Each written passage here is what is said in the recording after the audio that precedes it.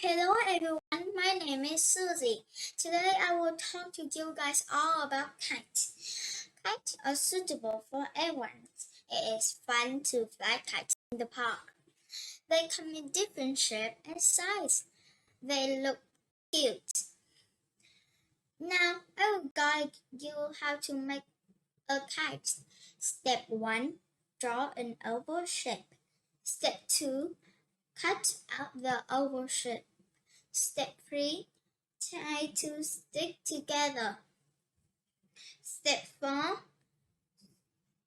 Tape the stick to the kite. And the last step is decorate your kite with ribbons and paper. This is an oval kite. It's amazing. It looks beautiful in the kite. It's easy to make a kite. Maybe you should try sometime. Thanks for listening.